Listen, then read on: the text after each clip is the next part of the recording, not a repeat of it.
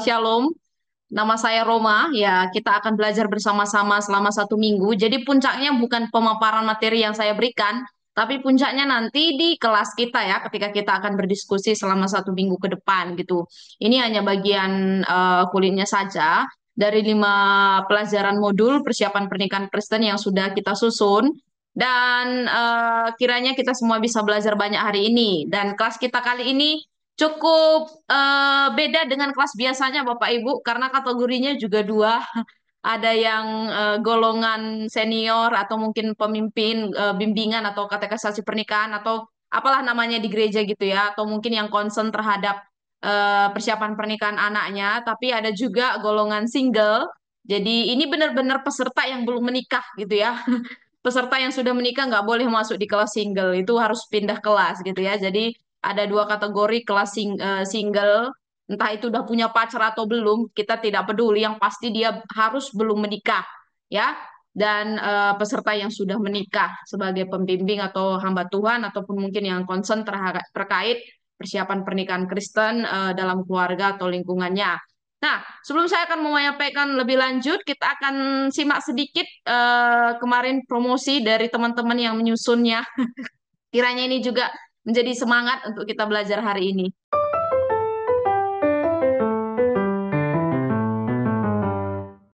Yuk. Yang pertama itu membuat strategi hidup bersama. Jadi menyusun strategi hidup bersama dalam pernikahan ke depan mau seperti apa dan bagaimana. Lalu yang kedua, didoakan bersama.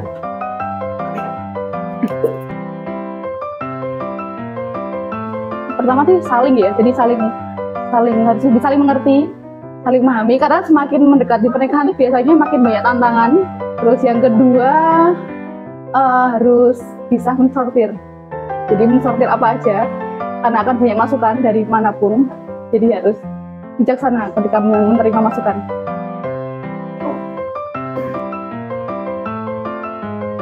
Yang pertama harus punya uang, karena kalau kita menikah nggak mungkin pakai daun, tapi pakai uang ya kan.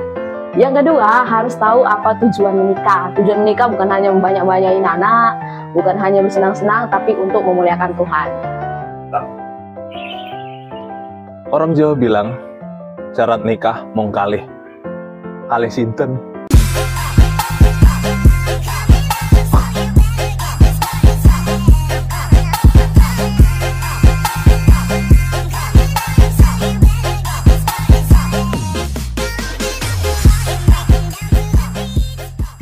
Ya, jadi kelas kita adalah kelas persiapan pernikahan Kristen dan itu dibagi dalam 5 pelajaran besar, yaitu dalam 5 agenda di sini. Dan masing-masing pelajaran ini nanti Bapak Ibu akan dapatkan modul lengkapnya.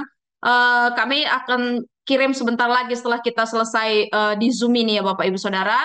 Jadi pelajaran 1 akan banyak membahas tentang cinta, pelajaran 2 akan banyak membahas nanti tentang fondasi ya, fondasi pernikahan Kristen, dan harapannya pelajaran 1, pelajaran 2 itu sebagai fondasi yang akan mengikat khususnya untuk calon-calon pasangan-pasangan yang akan menikah atau yang hamba-hamba Tuhan yang sedang mengajar tentang pernikahan. Dan pelajaran 3 kita akan belajar tentang bagaimana kita bisa mencari dan memilih pasangan yang tepat, yang ideal, yang sesuai dengan kehendak Tuhan. Dan pelajaran keempat belajar tentang kemurnian. Bagaimana sih kemurnian sebuah pernikahan Kristen itu? Dan di pelajaran 5 terakhir kita akan belajar tentang cara-cara kita untuk mempersiapkan pernikahan Kristen gitu. Oke, kita akan lanjut di pelajaran pertama. Siap ya semuanya? Bapak Ibu, kalau saya tanya satu kalimat aja atau satu kata, menurut Bapak Ibu apa kira-kira arti cinta? Apalagi Bapak Ibu yang sudah menikah atau teman-teman muda yang single, kelas single, kira-kira apa ya artinya cinta? Mungkin cinta ini adalah salah satu kata, eh, ekspresi atau ungkapan yang sering diberikan ya, entah kepada anak, entah kepada istri, entah kepada pasangan, entah kepada pacar. Tapi udah tahu nggak sih arti cinta apa? Bisa di-share di kolom live chatnya. Apa satu kata mungkin yang mengekspresikan tentang cinta itu apa sih sebenarnya? Bisa di-share ya. Nah, banyak pakar cinta Bapak Ibu Saudara, banyak ahli-ahli yang concern terkait cinta, bahkan tema-tema lagu kayaknya kalau dipikir-pikir ya di muka bumi ini paling banyak bertemakan cinta gitu ya. Nah, cinta itu sebenarnya apa sih? Banyak yang mengartikan cinta itu rasa tertarik yang kuat akan seseorang. Cinta itu juga sikap, satu sikap ya, yang menyayangi dan penuh kelembutan. Biasanya sifatnya lembut, mengasihi, menyayangi. Ya, itu karena dia mencintai seseorang gitu ya.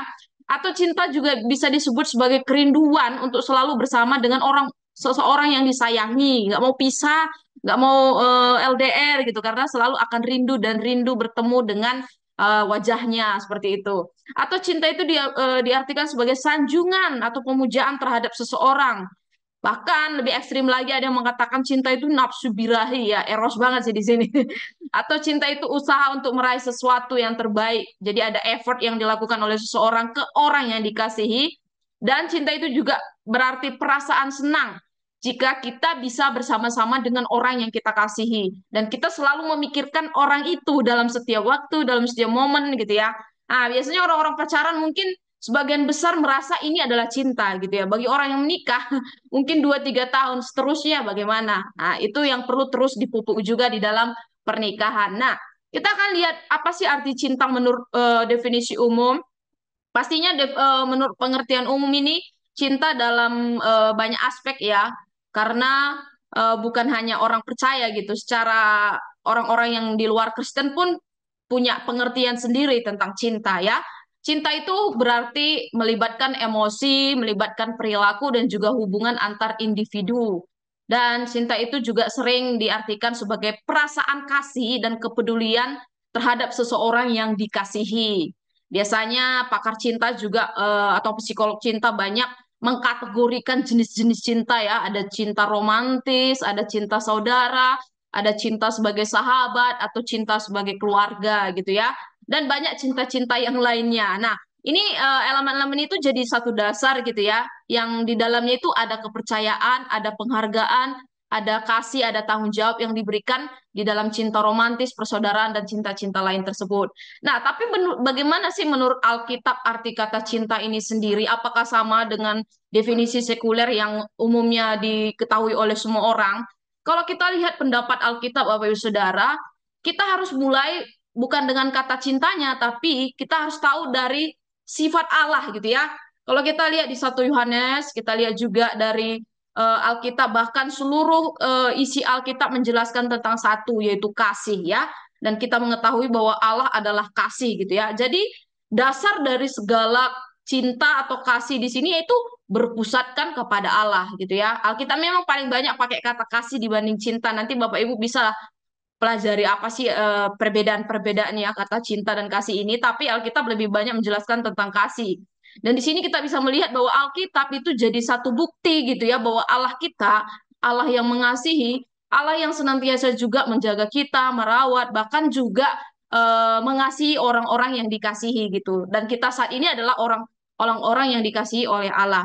Dan kita bisa melihat bagaimana kasih Allah yang tercermin, bukan dia hanya teori katakan iya kasih, tetapi dikatakan dia membuktikan kasihnya dengan memberikan Kristus gitu ya, turun ke dunia ini untuk membiarkan dirinya mati di atas kayu salib, itu karena kasihnya gitu ya. Sekali lagi karena sifat Allah itu pada dasarnya adalah kasih gitu. Dia juga mau kasih itu juga bisa dimiliki oleh orang-orang yang dikasihinya dengan memberikan dirinya di dalam pribadi Yesus Kristus. Nanti bisa baca ayat-ayatnya nih ya, banyak di Perjanjian Baru tentang kasih Allah di sini. Jadi benar sekali Bapak Ibu Saudara, aspek dari kasih menurut Alkitab di sini banyak sekali ya. Jadi bukan hanya perasaan suka, bukan hanya perasaan apa tadi kerinduan terhadap seseorang, tetapi mencakup banyak aspek. Kalau di 1 Korintus 3:13 kan topiknya itu tentang kasih ya.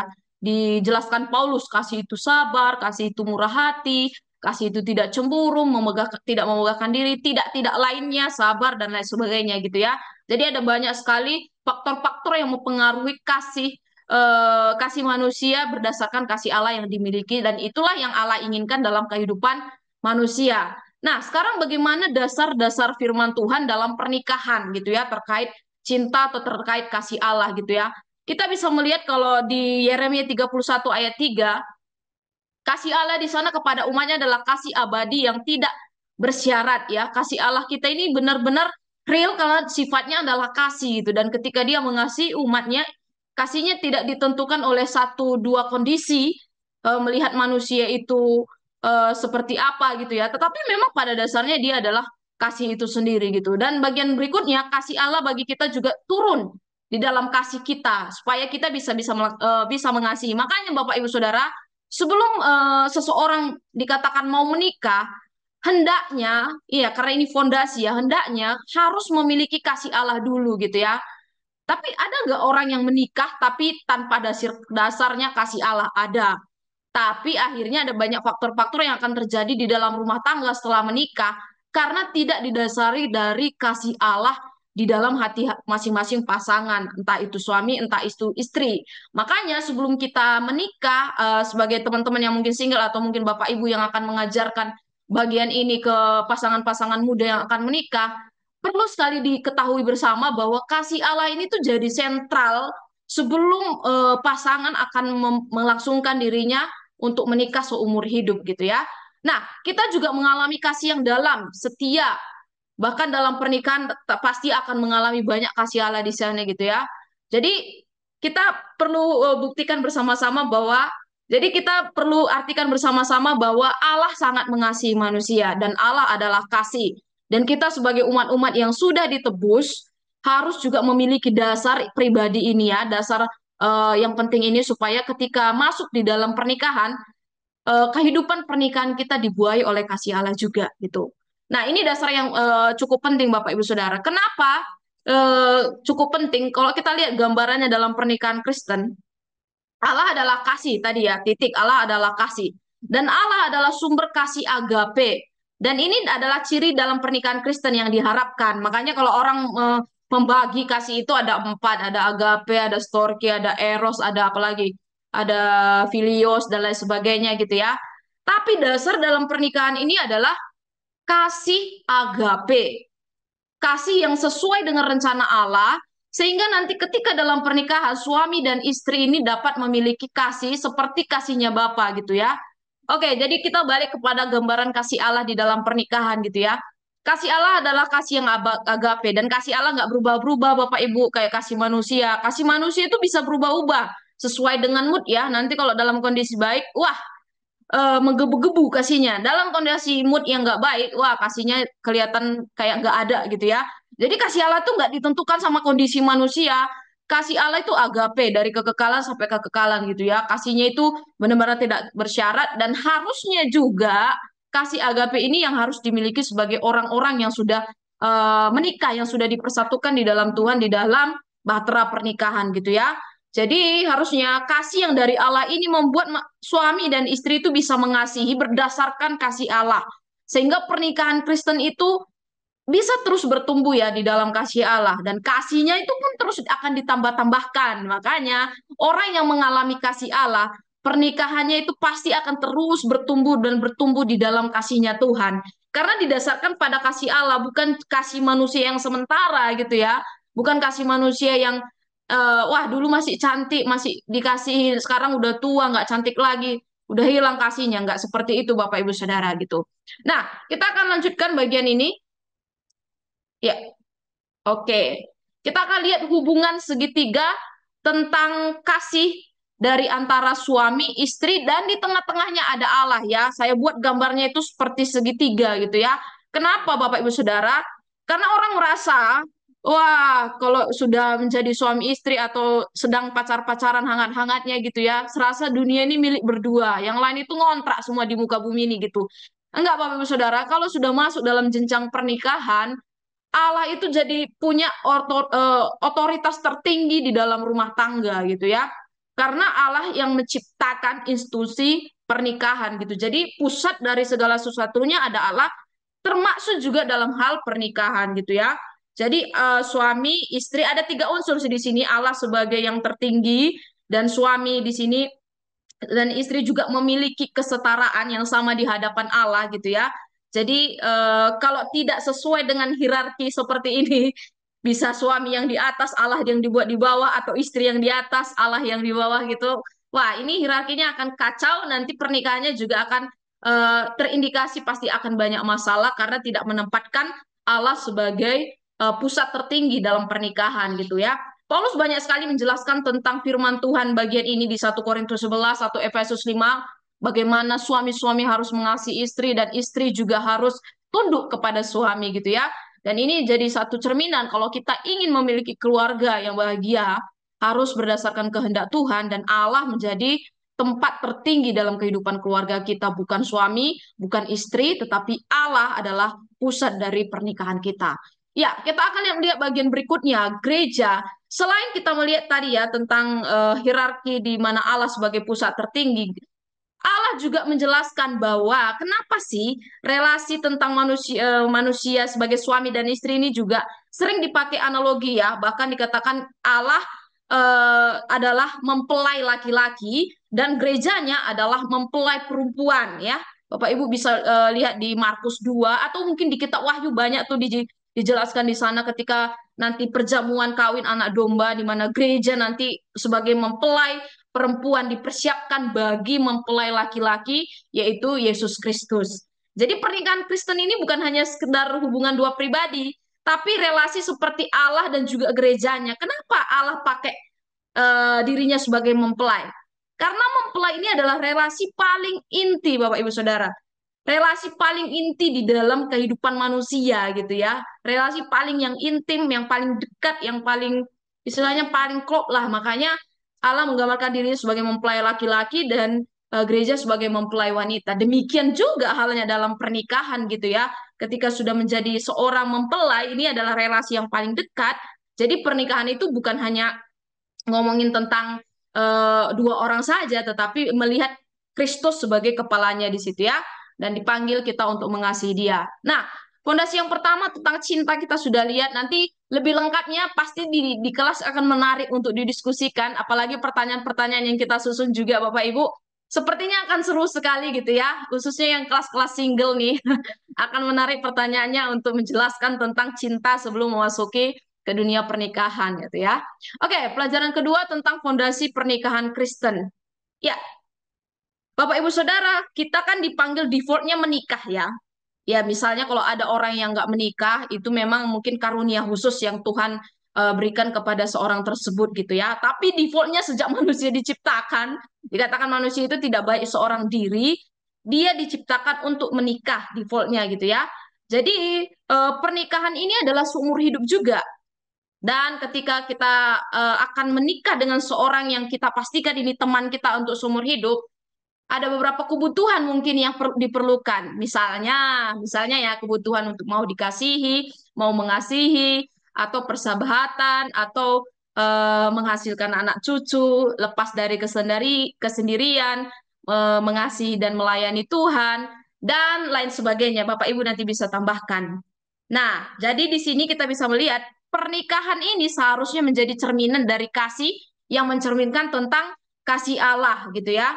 Jadi pernikahan adalah Allah menciptakan manusia dengan citranya, yaitu menurut gambar rupa Allah atau imago Dei ya. Kita tahu bagian ini, dan gambar rupa Allah ada dalam diri manusia yang diciptakannya.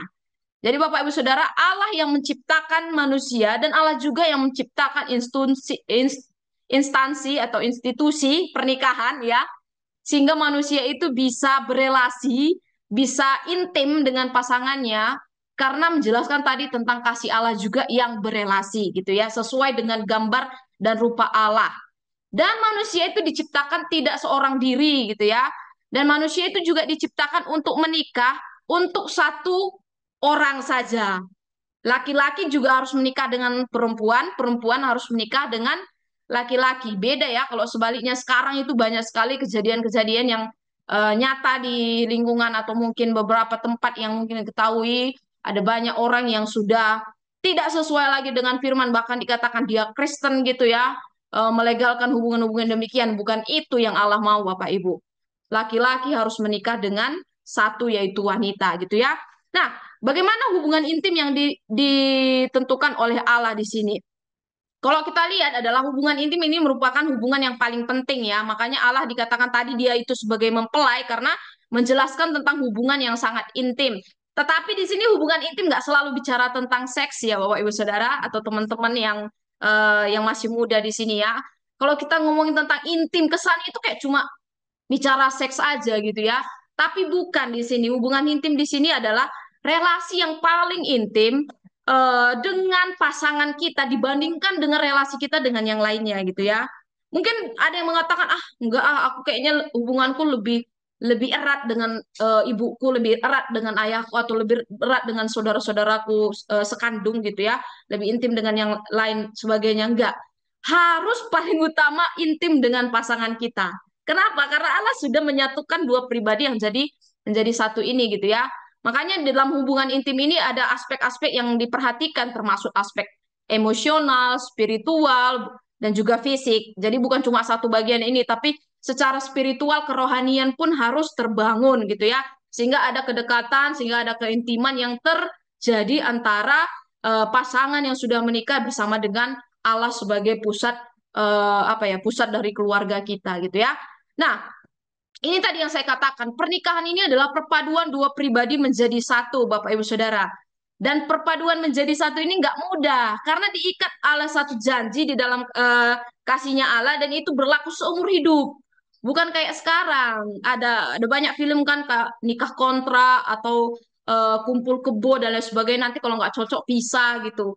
Enggak, di dalam kekristenan, di dalam firman Tuhan mengatakan bahwa ada satu pribadi dengan satu pribadi lainnya yang beda gender, bukan sama gender, menjadi satu di dalam kasih pernikahan yang disatukan oleh Allah sendiri. Jadi tidak ada namanya cerai ya di dalam pernikahan Kristen, dan juga bukan hanya kontrak 3 tahun 4 tahun menikah, kalau nggak cocok pisah gitu ya, nggak Bapak Ibu Saudara. Tetapi satu ya, menjadi satu. Ketika kita lihat di dalam Kejadian pasal 2 dikatakan laki-laki itu meninggalkan ayah dan ibunya, bersatu dengan istrinya, dan mereka menjadi satu daging gitu ya. Jadi tujuannya adalah laki-laki dan perempuan akan menjadi satu, dua pribadi yang jadi satu dan diikat dalam sebuah janji. Bahkan ketika dua pribadi menjadi satu ini bersatu, itu diharuskan bisa istilahnya melakukan sifat-sifat yang tadinya mungkin egonya sangat tinggi, harus direndahkan supaya ada keputusan-keputusan yang terbaik yang bisa diambil dalam keluarga gitu. Makanya harus ada keterbukaan, tidak menutup diri. Bahkan bilang, aku kan dulunya introvert gitu ya. Kalau aku menikah ya aku introvert, aku nggak bisa melakukan A, B, C. Nggak, Bapak Ibu Saudara. Mau nggak mau kita harus berubah gitu ya. Apalagi kita sudah menjadi satu. Tidak membawa ego masing-masing gitu ya. Tapi menyatukan di mana yang kurang akan istilahnya akan ditanggulangi dengan hal apa, di mana yang lebih akan ditambahkan supaya lebih lagi gitu ya. Itu artinya bersatu gitu ya. Dan pernikahan di sini juga di dalam pernikahan Kristen tadi, satu dan satu menjadi satu itu tidak diperhitungkan poligami di sini ya. Jadi dalam pernikahan Kristen juga tidak ada istilahnya poligami atau lebih dari satu pasangan, atau homoseksual, heteroseksual, atau apapun itu sejenisnya yang tidak sesuai dengan firman Tuhan. Ada banyak orang yang menjelaskan tentang bagian itu, itu juga ada di firman Tuhan kok.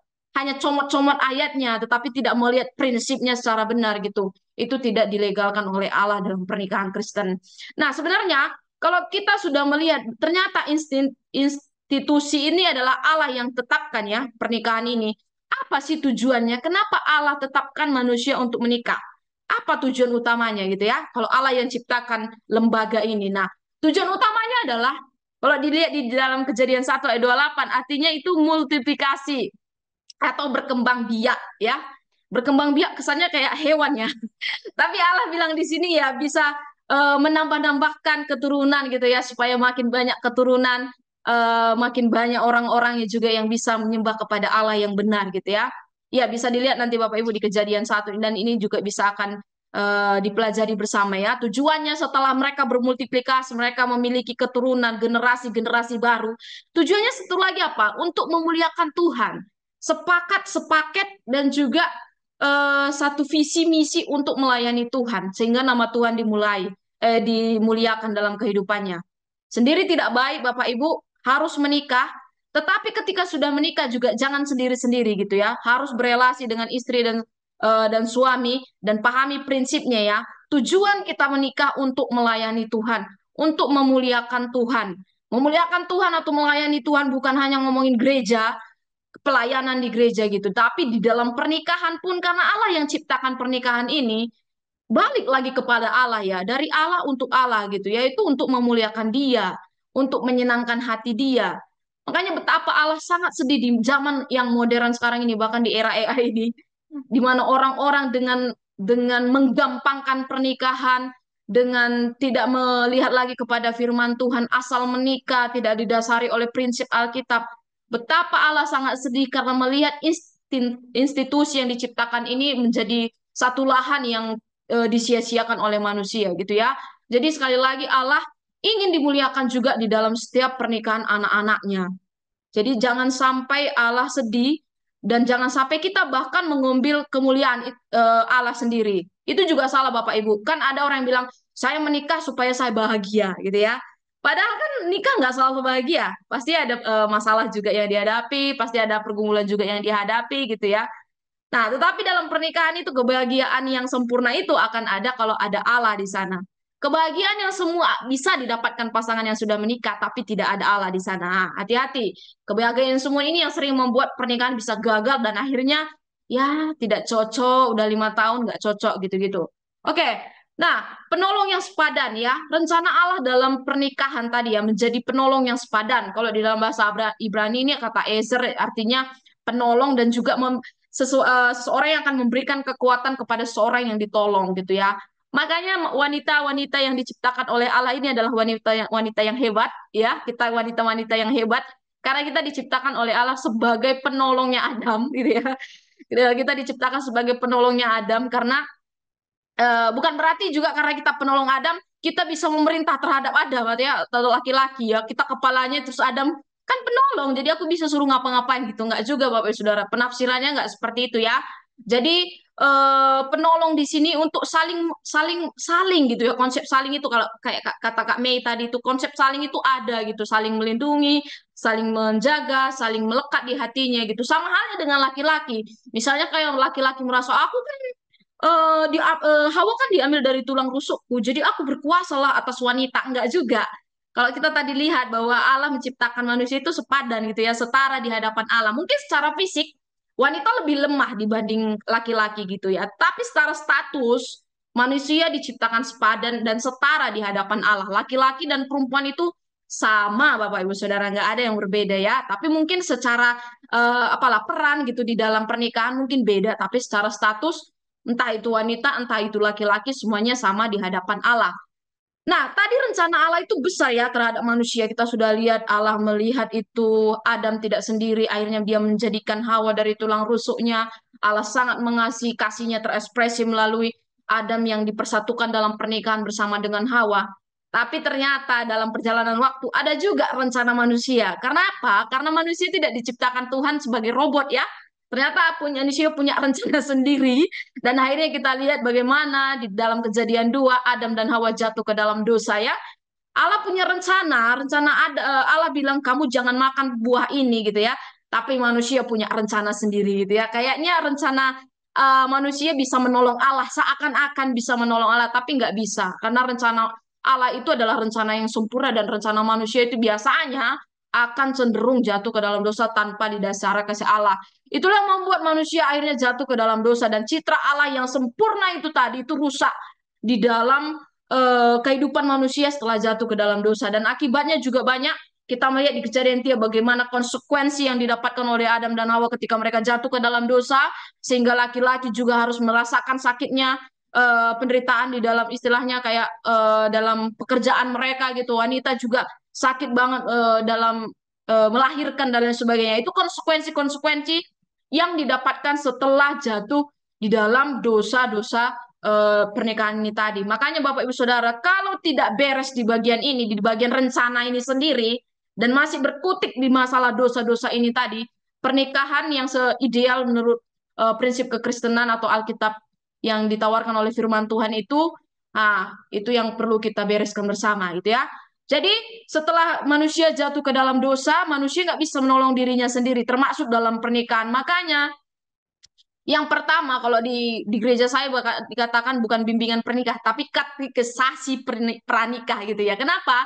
Karena sebenarnya di dalam katekisasi atau bimbingan sebelum kita menikah, itu akan pemberesan lagi gitu ya antara laki-laki dan wanita. Apakah benar-benar kedua manusia ini sudah menerima Kristus gitu di dalam hatinya, sudah pulih, sudah menerima penebusan dari yang dilakukan oleh Kristus di atas kayu salib gitu ya. Jadi harus ditebus dulu, harus mengalami penebusan dari Allah dulu supaya pernikahannya itu didasarkan dari Kristus yang sudah menebus, Kristus yang sudah melakukan penebusan atas rumah tangga ketika nanti akan ada di dalam bahtera tersebut. Nah, Bapak Ibu Saudara, itu dua fondasi utama. Nanti lebih lengkapnya silakanlah kita diskusikan. Ada pertanyaan-pertanyaan sehubungan dengan cinta dan kasih atau fondasi dalam pernikahan tadi bisa akan lebih banyak lagi mengkayakan kita khususnya dalam persiapan pernikahan yang single atau mungkin Bapak Ibu yang akan mengajarkan bagian ini. Gitu ya. Jadi kalau saya simpulkan satu kalimat, dua pelajaran ini menjelaskan tentang bagaimana kehidupan seorang yang akan menikah itu harus pulih dulu, harus beres dulu. Karena sekali lagi kita berdosa, kita butuh Kristus dan kita harus ditebuh sehingga kita menjadi manusia baru. Tapi setelah itu baru kita siap untuk menikah gitu ya, siap menikah. Tapi harus mencari pasangan dan melihatnya sebagai orang yang memiliki kehendak sesuai dengan kehendak Tuhan gitu ya. Nah, bagian pelajaran 3 kita akan melihat dulu mencari pasangan menurut kehendak Tuhan. Nah, kalau saya tanya ini Bapak Ibu Saudara, Bapak Ibu percaya nggak namanya jodoh? Kira-kira silakan tulis di kolom komentar mungkin ada Bapak Ibu yang sudah menikah ini atau teman-teman mungkin yang sedang mencari pasangan atau yang sudah pacaran di sini. Ini jodoh saya nggak sih? Iya. Apakah orang Kristen percaya adanya jodoh? Nanti kalau didiskusikan di kelas, kayaknya ini menarik banget ya. Kayaknya bisa jadi satu pertanyaan nih. Kira-kira orang Kristen percaya nggak dengan adanya jodoh? Ada yang mengatakan jodoh itu dua kategori ya. Ada yang mengatakan jodoh itu takdir gitu ya. Takdir berarti nggak perlu berusaha banget lah, pasti dia akan datang. Karena sudah ditentukan kan, nanti jodoh saya pasti A. Nanti ditentukan dan datang-datang sendiri. Jodoh di tangan Tuhan ya, seperti lagu ya. Tuhan sudah tentukan nanti akan datang sendiri. Ada juga pandangan yang mengatakan jodoh itu nggak semudah itu mendapatkan jodoh. Semacam takdir harus diusahakan gitu ya, harus diusahakan mati-matian semaksimal mungkin. Bahkan ada beberapa orang yang di luar Kristen misalnya menggunakan segala hal cara dengan cara A, cara B, cara C, bahkan ketika semua cara nggak berlaku datang ke orang pintar supaya dia yang saya mau, dia yang saya mau gitu ya. Jadi ada dua pandangan kategori terkait tentang jodoh. Bagaimana Alkitab menjelaskan tentang ini, Bapak Ibu Saudara? Kalau kita balik ke prinsip Alkitab, ternyata Alkitab menjelaskan kedua bagian ini ternyata. Kenapa? Kenapa kita bisa buktikan demikian? Karena sekali lagi tadi ya, yang menciptakan lembaga pernikahan ini adalah Allah gitu ya. Jadi entah itu jodoh ditentukan Allah, entah itu manusia harus berusaha, itu di dalam keduanya itu adalah ada Allah di situ. Jadi pernikahan ini adalah urusan yang nggak mungkin nggak melibatkan Allah. Pasti Allah ada di sana gitu ya. Jadi ikatan antara suami dan istri adalah satu tujuan yang kudus. Kita harus membangun rumah tangga yang sesuai dengan kehendak Allah. Tuhan terlibat dalam semua hal, termasuk dalam urusan jodoh, urusan yang diusahakan dan nggak diusahakan. Itu Allah ada di sana, Bapak Ibu. Tapi bagaimana harusnya kita ya? Nah, kita lihat ya beberapa prinsip Alkitab yang harus kita taati dulu. Karena memilih pasangan pun bukan kayak memilih cakwe atau memilih tas atau memilih sepatu ya. Urusan memilih pasangan ini lebih berat levelnya daripada urusan memilih baju gitu ya. Beberapa prinsip yang harus kita lihat dari firman Tuhan, ketika kita mencari pasangan, kita harus melihat ini sebagai kedaulatan Tuhan. Di dalam Yeremia 29:11 dikatakan rancangan Tuhan bukan rancangan kecelakaan tetapi rancangan damai sejahtera gitu ya. Jadi kita harus percaya kepada rancangan Allah, termasuk dalam pernikahan yang mungkin akan kita masuki atau yang sudah menikah. Rancangan ini adalah di dalam rancangannya Tuhan. Dan selain itu rancangan Tuhan, tetapi ada juga kebebasan untuk kita memilih, meskipun mungkin jalannya berat gitu ya, tidak semudah hanya ditentukan aja udah datang sendiri deh tanpa berusaha. Enggak, Bapak Ibu, kita juga ya harus effort untuk memilih ya, untuk berdoa. Bahkan di bagian ketiga ini tentang doa dan hikmat gitu ya. Allah memberikan hikmat, begitu banyak hikmat kepada manusia ketika kita meminta hikmat, sehingga kita bisa memilih mana pasangan yang terbaik, yang sesuai dengan firman Tuhan, sesuai dengan kehendak Tuhan. Dan juga dipraktekkan dalam kehidupan sehari-hari gitu ya. Selalu minta berdoa, kalau belum dapat doakan lagi, kalau belum dapat doakan lagi gitu ya. Karena jalan satu-satunya ketika kita sudah berputus asa, ketika kita mencari pasangan belum ketemu dan belum ketemu, Tuhan punya rencana atas segala sesuatunya. Balik lagi kepada nomor satu ya, tentang kedaulatan Tuhan, dan tetap lakukan prinsip untuk berdoa. Nah, tadi kita melihat ya contoh-contoh tentang jodoh, urusan jodoh yang sudah ditentukan Allah ataupun mungkin yang harus diusahakan sendiri. Di Alkitab ini ada dua contoh yang menjelaskan dua bagian itu, Bapak Ibu Saudara. Misalnya tentang Ishak dan Ribka. Kalau kita lihat Ishak ini nggak tahu ya siapa istrinya ya, tapi kan Abraham sebenarnya yang inisiatif gitu ya, suruh hambanya si Eliezer untuk cari jodoh dari anaknya Ishak ini ya, mungkin masih dalam keluarganya juga ya. Dan ini kalau kita lihat, ini ternyata Eliezer, kalau kita lihat di Kejadian 24, silakan nanti Bapak Ibu aja, Eliezer ternyata berdoa dan minta tanda kepada Tuhan, apakah benar nanti ini yang akan menjadi jodohnya si Ribka. Dan akhirnya memang benar. Ribka dan Isa akhirnya bisa bersatu dan menghasilkan anak gitu ya. Nah, kalau kita lihat ini yang jodoh dari Tuhan ya. Kalau kita lihat di aspek lain juga seperti Yakub dan Rahel. Wah, cerita ini menarik banget nih. Berapa tahun Yakub menunggu Rahel, Bapak Ibu? 7 tahun pertama, kayaknya akan ada hasil, dapat Rahel gitu ya. Di PHP bapaknya Rahel, dikasih Lea gitu ya. Oke, Yakub berjuang lagi 7 tahun, baru akhirnya Yakub mendapatkan Rahel gitu. Jadi Yakub berusaha mati-matian gitu ya. Ketika dia mencintai Rahel, dia berusaha keras 14 tahun untuk mendapatkan Rahel. Dan kita lihat keturunannya pun disertai oleh Allah, di mana Rahel akhirnya menghasilkan anak dari Yakub, yaitu Yusuf yang dipakai Tuhan dengan luar biasa, dan juga Benyamin ya. Jadi tadi ya, Allah nggak mungkin nggak terlibat dalam urusan jodoh, entah itu kita usahakan, entah itu kita doakan, bahkan ketika kita menanti jodoh daripada Tuhan, yang pasti berusaha dan berdoa. Jangan tinggal menanti. Ada teman saya bilang, nanti kayak ada apa aja lah, tinggal tidur tiba-tiba ada Hawa. Iya kan, manusia pertama dulu cuma mereka berdua, tapi sekarang kan manusia triliunan di dunia ini ya. Jadi harus dicari, benar-benar harus dicari.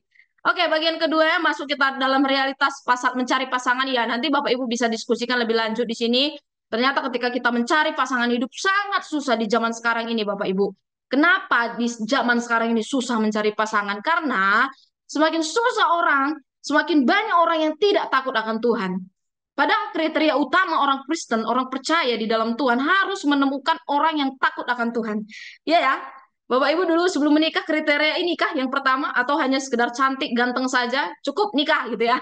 Enggak, harapannya kita pasti menemukan orang yang takut akan Allah, bukan hanya sekedar Kristen. Karena bisa aja Kristen, dia dari lahir udah Kristen, tradisinya Kristen, tapi dia bukan orang yang mengasihi Allah, bukan orang yang mencintai Allah gitu ya. Jadi kesulitan sekarang itu lebih berat misalnya, karena banyak orang yang sudah kurang mengasihi Allah gitu ya. Nah, untuk itu orang-orang yang sedang berusaha untuk mencari pasangan hidup yang sesuai dengan firman Tuhan ya, perlu lebih dekat lagi dengan firman Tuhan, dengan Tuhan, memohon hikmat Tuhan, dan tetap mempertahankan nilai-nilai standar yang telah Allah berikan. Hanya karena kita nggak menemukan orang yang mengasihi Allah, kita turunkan standar kita.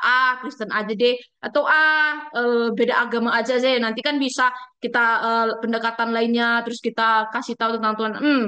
Perlu hati-hati di bagian itu, karena biasanya juga ada beberapa orang yang jatuh di dalam bagian itu, Bapak Ibu. Nah, yang kedua itu tentang menikmati penyertaan Allah ya. Daud menjelaskan bagaimana tindakannya ya ketika dia menyertakan Allah dalam kehidupannya. Dia bukan hanya percaya, dia juga bukan hanya taat, tetapi dia juga menyerahkan hidupnya kepada Allah. Demikian juga ketika kita mencari pasangan atau sedang berdoa terhadap pasangan yang akan Allah berikan kepada kita, percaya, lakukan, dan serahkan gitu ya. Berusaha untuk setiap hari taat kepada Tuhan, setiap hari menuntun diri untuk hidup di dalam kehendak Tuhan, dan berusaha mengikuti kehendak Tuhan dengan cara Tuhan juga gitu. Nah, tapi ada prinsip-prinsip juga yang perlu kita perhatikan Bapak Ibu ketika kita memilih pasangan ya. Memilih, di Paulus juga banyak jelaskan tentang ini ya. Pilihlah pasangan yang seimbang, yang baik dalam jasmani, emosi, dan juga rohani. Jadi ini ada dalam rancangan Allah, dan kita juga harus memilihnya sesuai dengan prinsip Alkitab, dan pilih juga pasangan kita yang nantinya punya satu moto dalam hidupnya ya, bagi Tuhan dan untuk Tuhan ya, untuk memuliakan Tuhan. Bahkan ada banyak yang mengatakan cara terbaik untuk dapat mendapatkan pasangan yang belum menemukan pasangan ya, banyak bergaul, banyak berbicara, banyak berelasi, banyak ngobrol, banyak kerjasama dengan orang-orang lain dan membangunlah persahabatan sebanyak mungkin supaya di lingkungan di mana kita akan banyak bergaul, berbicara, kita akan mendapatkan pasangan juga yang nantinya akan bisa menemani kita seumur hidup. Dan salah satunya di mana? Di gereja, ya kan? Di gereja adalah tempat di mana kita ya bisa menemukan orang-orang yang demikian. Biasanya anak-anak muda ya, selain ibadah, selain selain pelayanan, ada juga mungkin tipe-tipe yang disukai di dalam gereja. Nggak masalah Bapak Ibu Saudara, kalau itu memang apa ya, rencana kita untuk itu tadi ya, mendapatkan pasangan yang sesuai dengan firman Tuhan gitu. Nah, terus gimana dengan tempat-tempat lain? Apakah hanya harus di gereja? Kalau di klub malam, kalau di diskotik, kalau di tempat perjudian, nggak ada orang-orang demikian. Nah, ya kalau bicara tentang eksistensi Allah, Allah ada di mana-mana, termasuk di tempat-tempat demikian. Tapi apakah ada kebenaran di sana? Kan nggak. Di sana hidup dengan bau-baunya saya sudah dosa gitu. Kalau kita memilih di tempat sana, ya perlu hati-hati. Apakah kita juga akan mendapatkan orang-orang yang layak, yang sama dengan kebenaran firman Tuhan, ataukah nanti menjerumuskan kita ke hal-hal yang demikian gitu ya. Nah, bagian ini perlu hati-hati dalam memilih bagian tersebut. Nah, ini yang bagian menarik nih tentang memilih pasangan. Zaman sekarang yang zamannya digital, online dan sangat apa ya, online banget gitu ya. Banyak orang yang sudah mencari jodohnya di dating apps. Banyak orang yang punya platform-platform online seperti situs tadi ya, dating apps, Kencan, untuk mencari pasangan hidup ya. Ada banyak platform, aplikasi juga bahkan ada. Saya pernah download satu aplikasi itu hanya untuk ngeliat aja sih, karena banyak orang yang pakai, tapi bukan untuk mencari jodoh gitu ya. Dan dunia internet ini ternyata jadi salah satu hal yang membuat orang-orang bisa mencari pasangan hidup gitu ya, memilih pasangan. Tapi dalam bagian ini kita perlu hati-hati Bapak Ibu Saudara. Kita perlu waspada gitu ya. Ada beberapa hal yang perlu dilakukan dalam bagian ini ketika mungkin mencari mencari pasangan atau mencari jodoh di era sekarang ini gitu ya. Tetap ini kalau ngomongin tentang dunia dunia internet, tetap harus menjaga integritas dan kejujuran. Apalagi dunia internet eranya era kepalsuan gitu ya. Ada yang bilang profilnya fotonya kayaknya cantik, ternyata dilihat aslinya nggak gitu gitu ya. Nah, kadang-kala banyak orang yang menipu, melakukan penipuan-penipuan demikian untuk mendapatkan hasil gitu. Nah, kita perlu jaga integritas, apalagi kita adalah orang percaya gitu ya. Jangan palsu gitu ya, tapi tetap punya integritas, tetap membawa warna Kristus, bahkan di apa ya, ketika kita melakukannya mungkin di era digital. Alkitabiah nggak sih ini? Nanti ini menarik kalau bisa didiskusikan juga di dalam kelas. Terus memeriksa iman dan nilai-nilai hidup. Jangan sama dengan orang yang tidak percaya, Bapak Ibu Saudara. Nanti orang membedakannya susah banget ya. Oh, kayaknya orang Kristen sama nggak orang Kristen sama aja gitu ya. Jadi harus memberikan nilai-nilai yang sesuai dengan firman Tuhan, yang sesuai dengan Kristus, dan juga bijaksana dalam berkomunikasi ya. Hindari godaan-godaan yang membuat kita itu mengatakan perkataan-perkataan yang tidak memberkati, perkataan-perkataan yang kasar, perkataan yang tidak membangun sama sekali. Hindari kata-kata yang demikian, tapi bangun kebijaksanaan yang menguatkan, yang bisa membuat kita juga apa ya istilahnya mengubah orang melalui apa yang kita lakukan melalui Kristus gitu. Dan yang terakhir adalah menghindari godaan dan bahaya. Wow, di dunia internet udah kita tahu godaannya banyak banget Bapak Ibu. Dan kalau nggak hati-hati, makanya anak-anak zaman sekarang itu ditakuti oleh orang tuanya karena aduh di internet ini nanti gimana gimana gimana gitu ya, banyak ketakutan-ketakutan yang terjadi. Tapi kalau lagi-lagi kalau kita udah punya basic dasar firman Tuhan yang tepat, yang istilahnya fondasinya yang sudah kuat, yang sudah berakar, apapun yang terjadi bahkan ketika melalui aplikasi tersebut atau mungkin melalui media sosial kita akan lakukan ini, kita sudah memegang prinsip-prinsip firman Tuhan itu tadi. Nah, bagian terakhir, bagian keempat Mas Ian ya. Tentang kemurnian pernikahan Kristen ini yang saya masukkan tadi ya, tentang dalam pernikahan Kristen bukan hanya hubungan intim, bukan hanya ngomongin seks, tapi seks memang jadi salah satu apalagi setelah menikah gitu ya. Nah, kita perlu punya dasar dulu sama-sama Seks ini adalah anugerah ilahi yang diciptakan untuk menguatkan ikatan antara suami dan istri, mencerminkan persatuan yang mendalam dan saling menghormati. Bapak, Ibu, Saudara, kenapa Tuhan banyak ngomongin tentang percabulan? Kenapa Tuhan banyak ngomongin tentang perzinahan? Kenapa Tuhan banyak melarang? Kalau di dalam Alkitab, kata percabulan itu diucapkan 18 kali ya, kata dilarang. Kalau kata perzinahan itu diucapkan 15 kali. Itu tuh hanya kata jangan atau dilarang perintah ya. Belum yang melakukan, maksudnya belum yang peristiwa-peristiwa yang menjelaskan tentang seseorang yang melakukan percabulan atau seseorang yang melakukan perzinahan. Kenapa? Karena ternyata orang-orang di zaman itu pun sudah sering melakukan hal yang demikian. Makanya Allah melarang karena sudah terjadi dulu yang dilakukan dosa-dosa oleh manusia tersebut gitu ya. Jadi Bapak Ibu, sebenarnya seks ini sangat baik dan yang memberikan seks ini pun kan Allah gitu ya. Tapi seks ini akan menjadi racun kalau tidak di dalam pernikahan. Ya, ini juga bagian yang saya banyak pelajari ketika kemarin kami bimbingan pernikah selama 4 bulan. Banyak ngomongin tentang ini ya. Kalau tidak di dalam pernikahan ini akan sangat berbahaya. Dan kita lihat bagaimana sekarang ya. Ya, ini mungkin sejak dininya gitu ya. Banyak orang yang tua tidak mengajarkan. Sepertinya kalau ngomongin tentang seks itu kayak tidak lumrah gitu yo.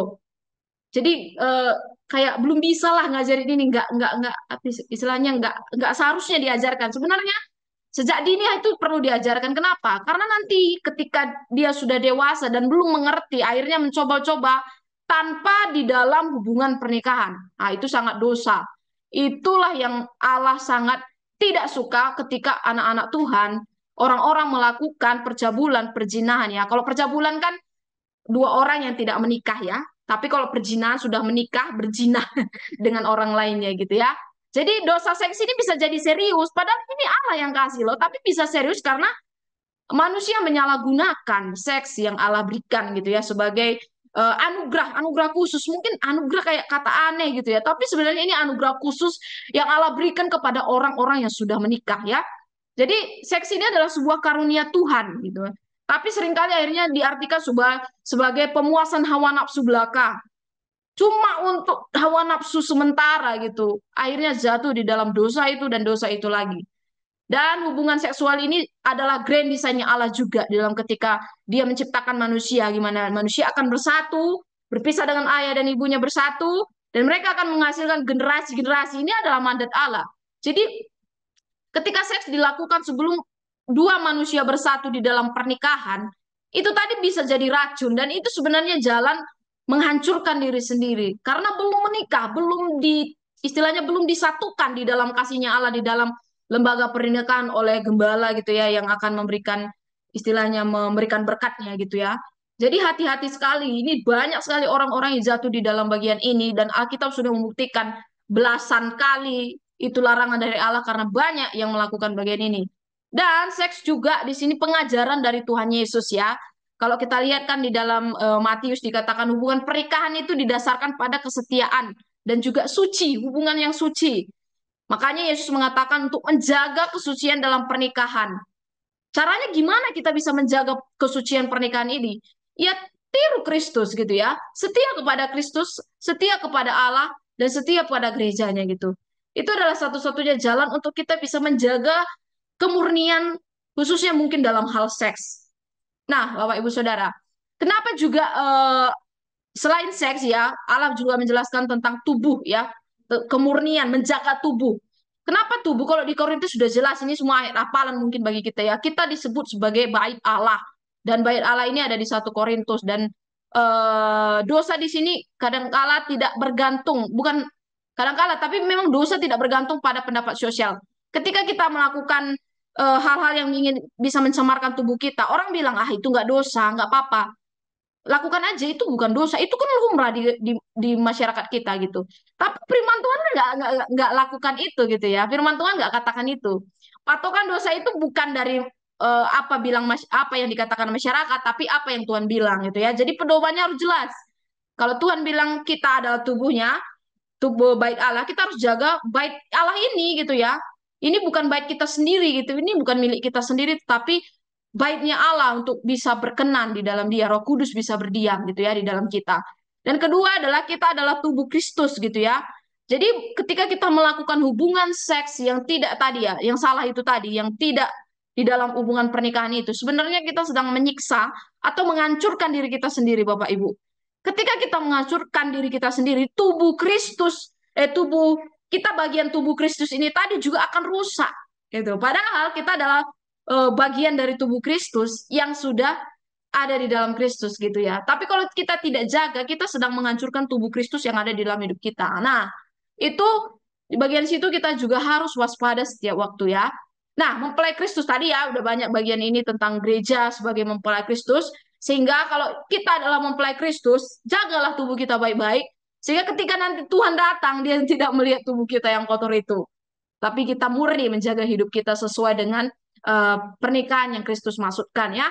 Bagaimana menjaganya? Pernikahan yang murni ini tadi Bapak Ibu, 3 hal. Murni dalam pikiran ya. Filipi udah banyak menjelaskan ya. Semua yang baik, semua yang suci, semua yang mulia, semua yang benar, bla bla bla, semua ada semua berapa itu, pikirkan semua itu gitu ya. Jadi yang harus kita pikirkan adalah hal-hal yang baik, hal-hal yang murni gitu ya, hal-hal yang sesuai di dalam kehidupan yang kudus di dalam Allah dan setialah di dalam pernikahan itu. Kadang-kadang kita memikirkan aku nggak melakukan gitu ya, kan aku nggak melakukan percabulan, kan aku nggak melakukan perjinahan gitu. Tapi kan firman Tuhan sebegitu detailnya, ketika di pikiran kita aja itu muncul kata cabul, kata perjinahan, masih di pikiran belum perbuatan, itu dosa. Hati-hati sekali ya, ini dosa ini nggak main-main gitu ya. Belum kita lakukan masih di pikiran pun itu dosa, belum keluar gitu ya. Jadi semua harus dipikirkan dari aspek pikiran Kristus ya, murni di dalam pikiran. Dan bagaimana mengendalikan kehidupan seks, ada bagian banyak ya, nanti Bapak Ibu bisa pelajari. Yang pasti akui dulu kalau sudah masuk di bawah hawa nafsu seks yang berlebihan, dan tidak lagi sesuai dengan apa yang Tuhan mau, akui, bertobat di hadapan Tuhan, berbalik dari dosa-dosa dan terima Kristus dan minta pertolongannya. Maka percaya Allah yang kita kenal adalah Allah yang setia dan Allah kudus, dan Dia dalam 1 Yohanes juga akan memberikan kasihnya ya, sifatnya yang kasih itu juga akan istilahnya memurnikan kita yang tadinya tidak kudus, yang tadinya jatuh ke dalam dosa itu. Kalau kita mau meminta ampun di hadapannya, betapa Allah sangat mengasihi kita, Dia akan mengampuni atas perbuatan kita. Tapi kalau berulang-ulang terus, gimana tuh? Nah, berulang-ulang terus perlu kita pelajari lagi apakah kita benar-benar sudah menerima Kristus atau bukan ya. Karena jatuh lagi, dan jatuh lagi gitu ya. Itu hati-hati di bagian situ. Nah, terakhir Bapak Ibu. Ya, kita sudah menjelaskan, belajar tadi ya bagaimana kita mempersiapkan pernikahan itu tadi, dan bagian berikutnya potensi konflik dalam pernikahan Kristen. Ini dalam persiapan pernikahan, bukan hanya yang sudah masuk menikah, sebelum menikah pun banyak masalah yang mungkin terjadi ya. Ketika kita mempersiapkan pernikahan pastinya nggak mudah ya, karena menikah bukan hanya sekedar menikah. Tadi saya bilang bukan hanya memilih seperti memilih cakwe terus habis itu selesai gitu ya. Menikah itu butuh persiapan sematang-matangnya dari banyak aspek tadi ya, takut Tuhan itu jadi paling penting, habis itu dan lain sebagainya gitu ya. Nah, bagaimana ketika sebelum menikah mengalami yang namanya LDR, long distance relationship? Ya, kata-kata ini mungkin terkenal sekali di lingkungan anak muda. LDR ini biasanya situasi atau situasi tertentu yang membuat kita itu nggak bisa nyatu sama pasangan kita, atau pacaran setiap hari ketemu gitu ya. Biasanya ada jarak, misalnya mungkin karena kerjaan atau mungkin karena ekonomi dan lain sebagainya gitu ya. Dan biasanya kita dipisahkan bagian ini. Nah, kadang di bagian ini tuh timbul banyak masalah. Padahal nanti harusnya akan menikah gitu ya, tapi karena kondisi yang tidak bisa mempersatukan kita dengan pasangan kita sebelum menikah, ada banyak masalah. Apa yang harus kita lakukan sebagai orang percaya? Yang pasti kita harus terus komunikasi intens. Maksudnya internet kan sudah memudahkan kita. Kapanpun kita kasih tahu, kapanpun kita mengabari, komunikasi itu sangat penting ya. Dulu sebelum saya menikah selalu dikatakan teman saya, komunikasi, komunikasi, dan komunikasi gitu. Karena saya pun dalam pacaran 11 tahun, 8 tahunnya LDR Bapak Ibu. Cuma 3 tahun aja bersama ya, 8 tahun itu harus dipisahkan jarak karena pelayanan yang berbeda pulau gitu ya. Harus komunikasi gitu ya, harus terus memiliki komunikasi yang intens. Karena bahkan sudah komunikasi pun kadang miskom ya, salah komunikasi gitu ya. Apalagi kalau nggak komunikasi makin salah tuh. Nah, hati-hati. Dan bagian kedua, berjumpa ya. Sekali waktu mungkin harus bertemu, meskipun mungkin beda pula gitu. Gimana caranya bisa bertemu untuk bisa mensinkronkan lagi, gimana nantinya ke depannya dan lain sebagainya gitu. Dan tentukan target ya. Apalagi kalau hubungannya semakin dalam, semakin intens atau semakin baik, harus ada komunikasi ke arah yang lebih serius gitu ya. Khususnya untuk ke arah pernikahan pastinya yang lebih serius dan kesepakatan untuk bersatu seumur hidup ya. Jadi harus dipasang target.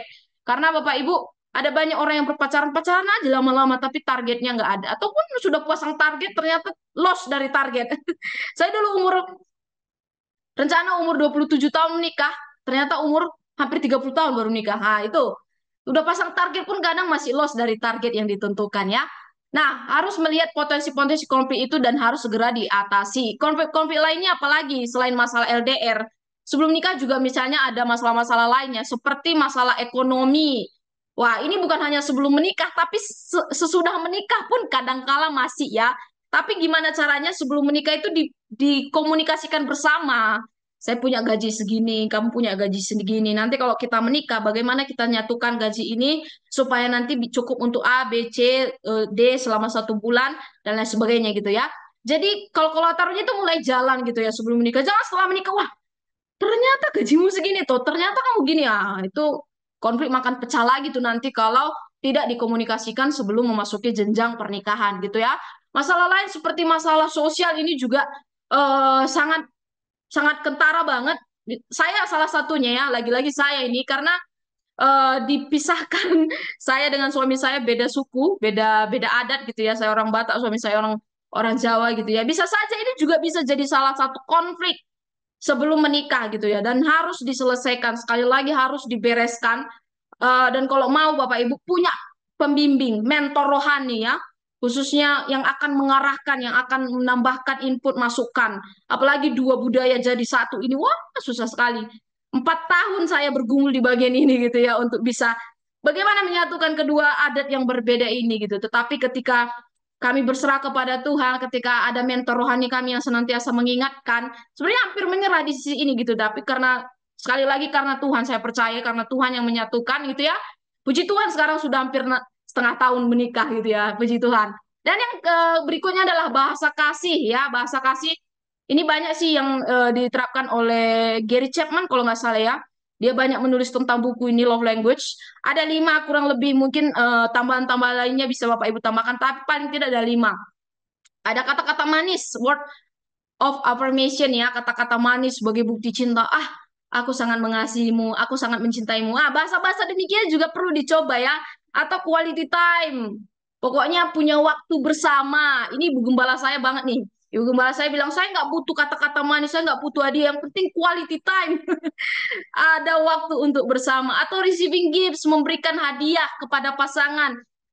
Bukan hanya makanan gitu, tapi pas anniversary wedding atau pas 1 tahun pacaran, diingat paling tidak dari berikan hadiah misalnya ya, atau act of service gitu ya. Punya pelayanan yang sangat apa ya, istilahnya yang sangat effort banget ya, melayani dengan sebaik-baiknya, atau physical touch yang senang banget dengan sentuhan, sentuhan fisik, apalagi ketika interaksi gitu ya. Bahasa-bahasa kasih ini pun perlu dipelajari sebenarnya ya. Eh, dan Bapak Ibu juga yang sudah menikah, jangan anti dengan bahasa kasih Bapak Ibu. Ah, udah 30 tahun aman lah, nggak perlu bagian-bagian ini. Ketika dulu ada modul kan ini modul persiapan pernikahan Kristen.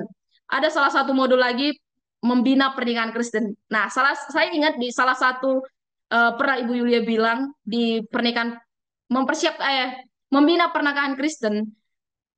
Keluarga yang sudah tidak lagi memiliki kasih seperti kasih mula-mula ketika awal menikah, biasanya karena ini gitu ya. Istilahnya, udah menikah kok 30 tahun, ngapain lah yang begitu-begitu gitu ya. Kan udah disatukan juga, ntar lagi juga mati gitu ya. Enggak Bapak Ibu. Kasih itu harus terus tiap hari dipupuk sampai sampai akhirnya dipanggil Tuhan untuk kembali ke surga ya. Setiap harus dipupuk. Namanya juga membina pernikahan gitu ya. Kalau nggak dipupuk ya nanti akan layu gitu ya. Akan ya tidak ada istilahnya tidak ada kebahagiaan, hanya sekedar ada dan sudah menikah tapi tidak ada sesuatu yang terjadi di dalam pernikahan. Makanya juga harus dibina gitu ya. Nah, mengelola konflik yang kita biah ya. Tadi konflik ini salah satu yang bagian yang pasti dimiliki oleh semua hubungan ya, termasuk dalam pernikahan. Kita nggak bisa bilang enggak, tapi ini ya gitu. Pasti ada di dalam setiap hubungan gitu ya. sebelum menikah dan sudah menikah pasti ada. Ini bumbu-bumbunya. Orang bilang ini bumbu-bumbunya dalam pernikahan konflik gitu ya. Tapi firman Tuhan banyak cara mengantisipasi supaya kita bisa menghindari konflik ini atau menyelesaikan ya. Menghindari mungkin enggak, tapi menyelesaikan konflik. Banyak surat dari Paulus kepada jemaat dikatakan, ayolah berbicara dengan kasih, cepat mendengar, lambat berbicara ya. Jangan ngomong dulu baru mikir gitu ya. Itu kadang bisa juga menyakiti pasangan atau tidak membiarkan amarah berkepanjangan, jaga hati, tidak dendam dan ada rekonsiliasi gitu ya. Bisa mungkin dalam pertengkaran yang dialami harus rekonsiliasi kembali gitu ya.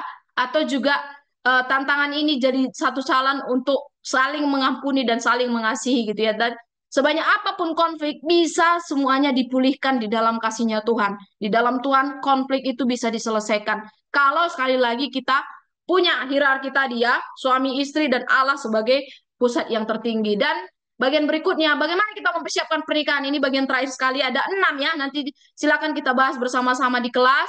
Yang pertama, tanggung jawab timbal balik, bukan hanya istri, bukan hanya suami, tapi dua-duanya. Dua-duanya jadi satu kunci untuk saling setia, saling taat, saling bertanggung jawab. Bukan hanya nanti masalah anak istri semua gitu ya, suami nggak mau. Masalah apa ya, dapur istri semua, suami nggak mau, nggak. Saling bekerja sama ya, saling bertanggung jawab, ada hubungan yang timbal balik. Sebuah tim ya, sekali lagi Allah itu adalah inisiator dari pernikahan. Allah adalah pencipta lembaga pernikahan. Dan karena Allah yang menciptakan, keluarga itu jadi satu tim di dalam hubungan segitiga tadi ya. Ada Allah, istri dan juga suami. Nanti di tengah-tengahnya ada anak gitu ya. Jadi sekali lagi, karena ini tim kerja, jangan berdiri sendiri-sendiri Bapak Ibu. Jangan memegang kepalanya sendiri, membawa adatnya sendiri, membawa ekonominya sendiri gitu. Tapi semua kan sudah jadi satu ya. Dan ketika semua jadi satu, enak. Apapun yang kita akan lakukan itu nanti akan enak jalannya, bahkan bisa membuat lebih banyak lagi. Gembala saya biasanya kalau memberikan katekisasi pernikahan, dia bilang gini, ini dari survei katanya ya, unta itu kalau membawa apa ya, bobot atau membawa barang itu bisa membawa 20 kilo atau 30 kilo gitu ya.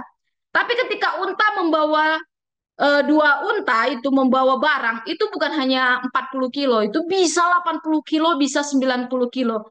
Secara matematika kayaknya nggak masuk akal ya. Harusnya kalau satu unta 20, dua unta bawa 40 gitu ya. Tapi bisa lebih dari itu. Jadi kita setelah menikah di dalam satu tim, kita bukan hanya membawa 20 berat barang atau 40, tapi bisa 50, 60, bermultiplikasi terus gitu ya. Jadi dalam Bahtera Pernikahan sebenarnya enak banget kalau bisa bekerja sama-sama sebagai satu tim di dalam kasih Allah ya. Dan yang ketiga, penyerahan total ya, terus-menerus menyerahkan diri kepada Tuhan sebagai kepala rumah tangga. Dan yang keempat, pernikahan berpusatkan kepada Kristus. Sekali lagi, Kristus adalah sentral, Kristus adalah pusat dari segala-galanya, termasuk untuk ekonomi anak sekalipun. Anak ini menarik juga ya, anak ada apa enggak, ini nanti tetap Kristus sebagai pusat ya. Kristus sebagai sesuatu, segala-galanya di dalam keluarga. Dan yang kelima, karakter akan bertumbuh dalam kerohanian dan juga karakter. Kita yang akan terus mengalami karakter dari Kristus, akan diubahkan semakin serupa dengan Kristus. Dan pernikahan akan memperkaya hidup kita, ya. Memperkaya hidup bukan hanya di lingkungan keluarga kita satu di dalam Kristus, tapi juga apa ya, kasih Kristus menyebar gitu ya, menyebar, warna Kristus itu menyebar ke lingkungan orang sehingga orang juga bisa melihat, wah inilah keluarga yang benar di dalam Kristus. Tapi bukan sebaliknya, orang-orang mencaci, memaki karena gimana sih pasangan Kristen tapi kayak gitu hidupnya. Apakah kita akan menyebarkan kasih Kristus atau orang lain juga akan istilahnya mengata-ngatai kita sebagai orang yang nggak benar sebagai percaya Kristus? Itu ada di tangan kita Bapak Ibu dan teman-teman semuanya yang akan menikah. Jadi di bagian terakhir ini sebelum kita akan diskusi satu minggu lagi dengan 5 pelajaran yang menarik, saya sudah bagikan sedikit-sedikit, nanti bisa akan didiskusikan lebih panjang lagi. Pernikahan bukan hanya urusan saja di dunia, tetapi Allah ingin memakainya untuk tujuan yang kekal ya. Dan sekali lagi ketika kita menikah tujuannya itu satu, untuk bermultiplikasi dan Allah disenangkan dan Allah dimuliakan dalam segala pernikahan kita. Bahkan ketika ada anak, nggak ada anak, Allah tetap dimuliakan di dalam segala-galanya. Karena Allah yang menciptakan lembaga pernikahan Allah juga yang mau supaya pernikahan ini juga dimurnikan untuk dia dan nama Tuhan yang dimuliakan. Terima kasih Bapak Ibu Saudara. Selamat berdiskusi selama 5 hari ke depan. Untuk teman-teman yang single, yang belum menikah juga kiranya sekali lagi terbuka nanti ya dalam 5 hari diskusi. Ini baru kulitnya saja. Jadi have fun selama 1 minggu ke depan.